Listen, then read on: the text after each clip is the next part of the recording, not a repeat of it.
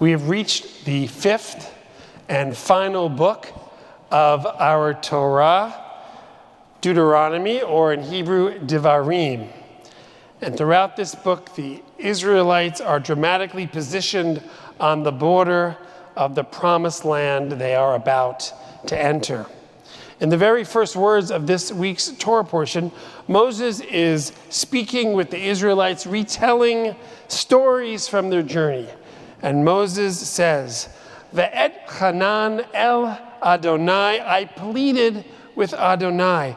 Let me, I pray God, cross over and see the good land on the other side of the Jordan, meaning ancient Israel. Moses continues, but Adonai would not listen to me. God said to me, enough.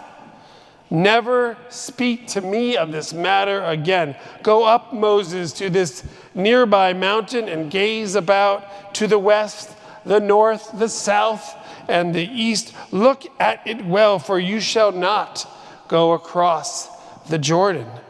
Instead, give Joshua his instructions and imbue him with strength, for he shall go across, leading the people, and he shall bring them into the land that you, Moses, will only see.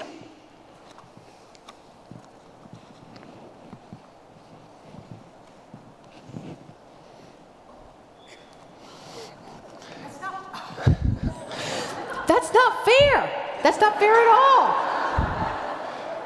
This poor Jewish leader labors selflessly for 40 years, listening to all the kvetching of the Jewish people, and not that I would know anything about that, and works and takes them out of slavery and does all these miracles, and then he can't go into the promised land. That's just not fair.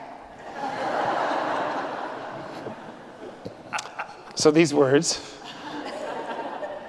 shared by Rabbi Buchtel, are basically what one of our adult students in our weekly Torah portion class here at Central would say each time we reached this section of the Torah. Anita Newman, of blessed memory, stood about this high, or maybe this high when I knew her, but she could not stand that Moses was not allowed into the promised land. Her voice would crack with authentic emotion each time. It's not fair. And I agree. Just what is going on here? Why doesn't Moses get to go? There are some plausible answers to this question. The first comes from the Torah and the book of Numbers, and a story of when the people were traveling in the desert and complaining at a level of 10 out of 10 on the kvetch scale about not having water to drink. Moses consults with God, who tells Moses to speak to a rock in the presence of all of Israel, and in doing so, water will flow.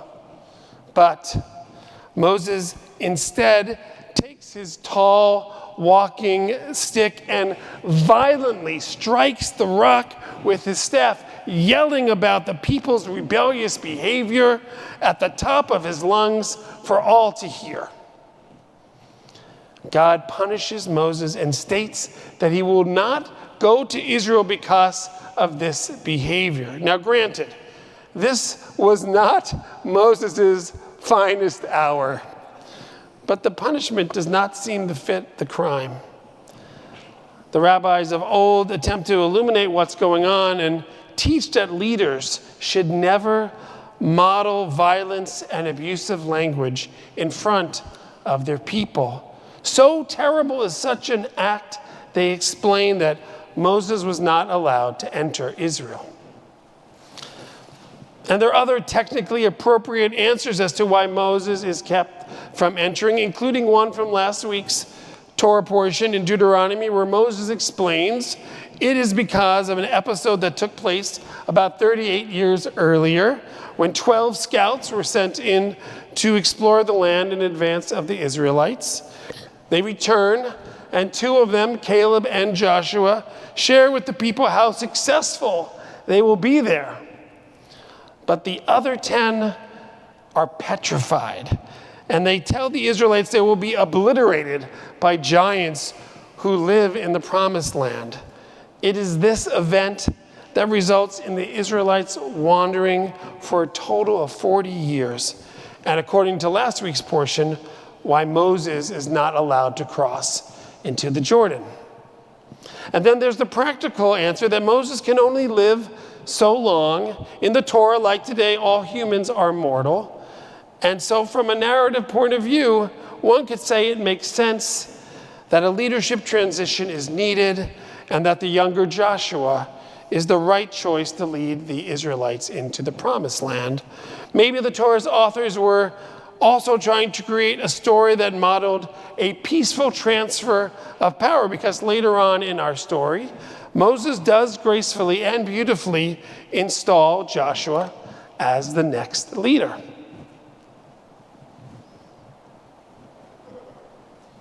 Anita from our Torah class was never satisfied with these explanations, and frankly, either am I.